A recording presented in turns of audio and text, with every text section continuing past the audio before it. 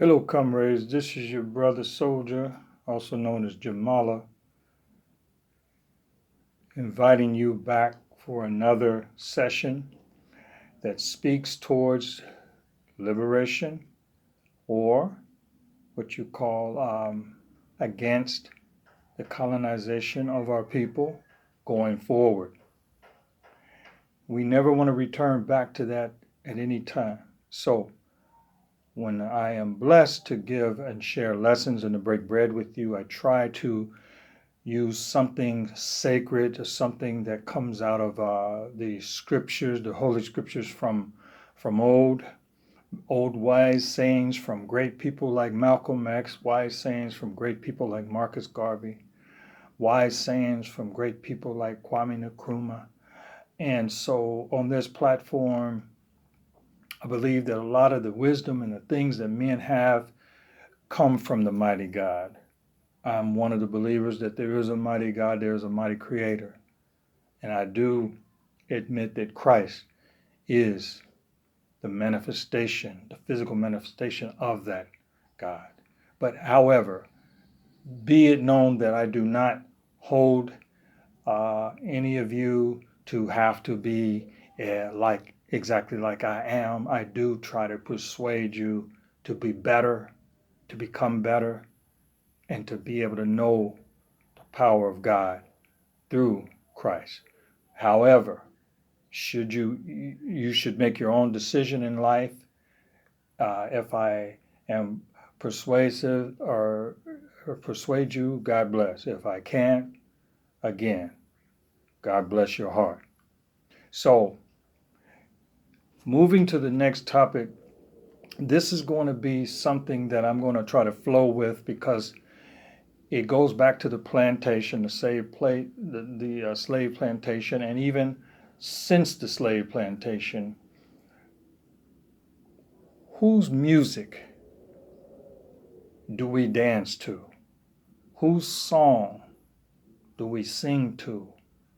Or whose tune do we have as melody in our heart?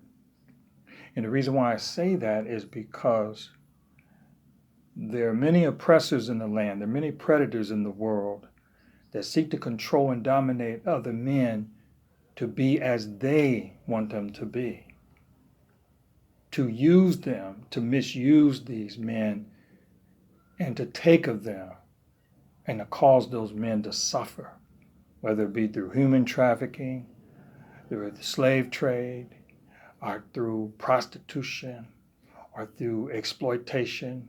The pimps exploit many people to be prostitutes. So we are wanting to talk about whose music do we dance to, and when the music sounds, what is going to be our action? Going to the 3rd chapter of the book of Daniel and skipping down to verse 7.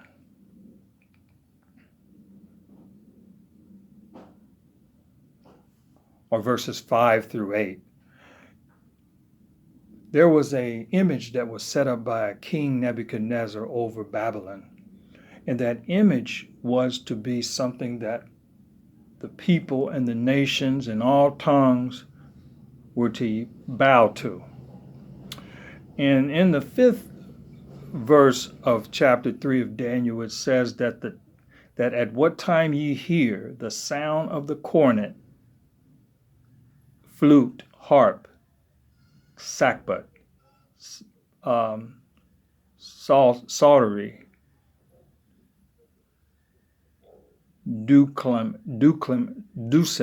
dulcimer, I believe, and all kinds of music, ye shall fall down and worship the golden image that Nebuchadnezzar the king had set up. And whoso falleth not down and worship shall in the same hour be cast into the midst of a burning fiery furnace. Now, it's interesting to know that when men seek to make us do what they want them to do, there's always some kind of pressure that they have to put on you to make you comply. So should you not comply, the pressure is supposed to persuade you. The pressure could be death. Anybody's going to cast you into a fiery furnace, it darn sure is going to be death. It's not going to be a punishment, like where you go into punishment, you get out. You're not coming out. And when men put that kind of decree on you, especially when it comes to a belief system, it sends a bad message that it will trouble your spirit and your heart, that you will have to make a decision to whether you live or die based on whether you're going to fall down and worship something that is far foreign and alien to you. But the man is not giving you he's giving you a choice, but he's also taken away your choice by fear of death.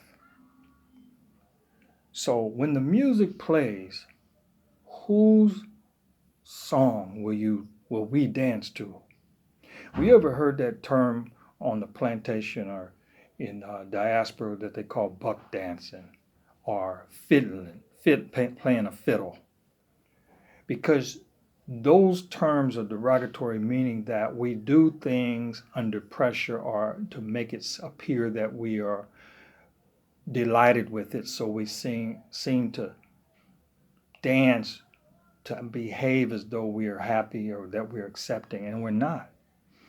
But what is bad and pitiful about our people as slave descendants, as black Africans, we have a tendency to buck dance even when the whip is not there. When the lynch tree is not there. We offer our services to placate. And these things are unacceptable to a thriving human race of people, especially those of black African descent. There comes a time when we might have to choose death over buck dancing or anything that sells our brothers short or sells our brothers out. So in the story or the book of Daniel, it talks about these 3 Hebrew boys that did not fall down and worship. But who worshiped? Let's look at the kind of people who did. It says all people and nations. That included the governments. It says the princes, the governors, the captains, the judges, the treasurers, the counselors, the sheriffs, and all the rulers of the provinces were gathered together into the dedication of the image that Nebuchadnezzar, the king, had set up, and they stood before the image. In verse 3 of chapter 3. That's how powerful these people were. And these people gave allegiance to it. Some of them would voluntarily do it without the pressure of the threat of a fiery furnace. But these boys chose not to do it. And as a result, you know the story. They were thrown into the fiery furnace, and supposedly, according to the story, that they were delivered through it. They weren't really delivered from the situation, but they were delivered through it. And so God was with them because they were trying to make them basically deny their God and then fall down to something false. These are kind of the situations where we have today, where many of us will serve man to get along with man, do everything to get along with a wicked man who seems to sap the very soul and our spirit from God. And they want to challenge you by putting a threat over your head. Now, when the music begins, will we buck dance? When the music comes again to our house, uninvited, will we placate?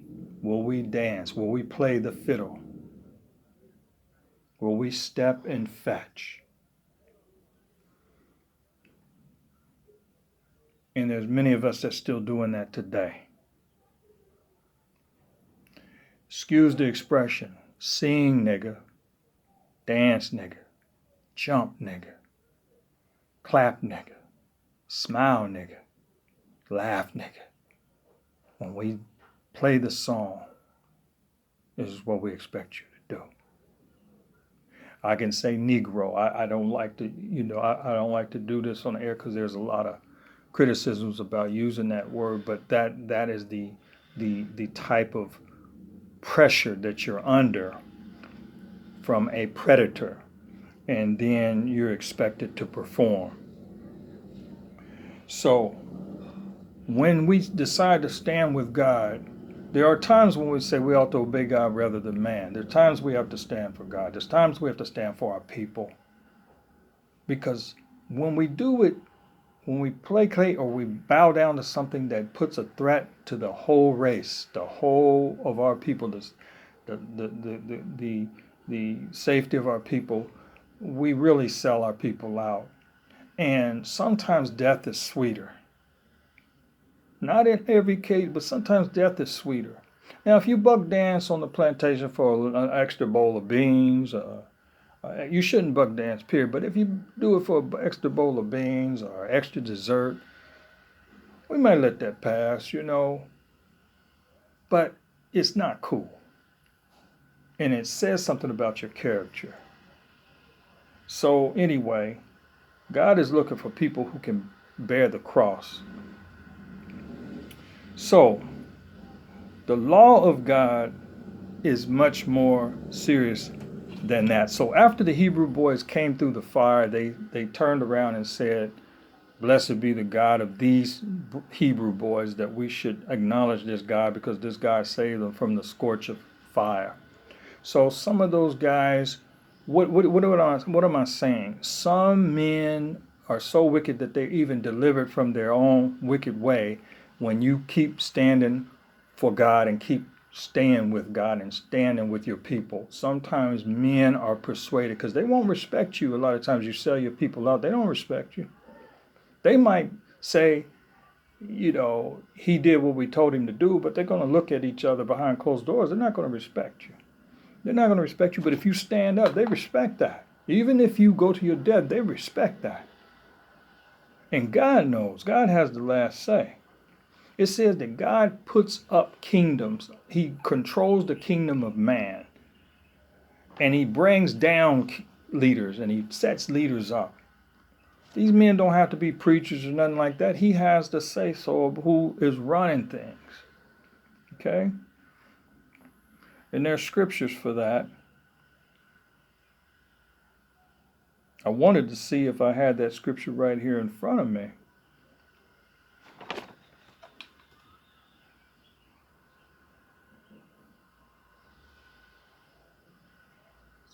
And even the Hebrew boys said, if God does not deliver them, they still were going to follow God's word. They even gave a if he does not deliver them. So that's the kind of soldier that we're looking for. We're looking for a soldier that is sold out to the Creator, sold out to his people. We're looking for leaders that are sold out. And this is basically part one of whose music will we dance to. This is part one. I think I want to go with part two and carry on with some extra things I wanted to put and bring out.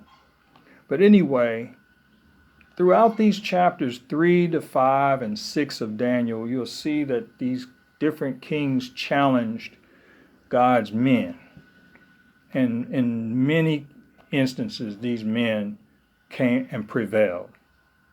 Many men were killed throughout the scriptures for their testimony, but some prevailed.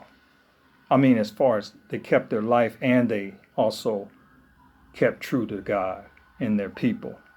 They were showing, these three Hebrew boys, along with Daniel, the prophet Daniel, they were showing allegiance to their people and their God. So we want to keep this in mind. Whose music will you dance to when the music begins to play? And for all you brothers in hip hop and stuff, I know that some of you have a message, but some of you just jumping around. selling your soul to Satan and saying all kind of perverted stuff against our people and our women, and that stuff needs to stop. You don't need to dance to that either. So my time is out on this part 1. Peace, love, God bless you.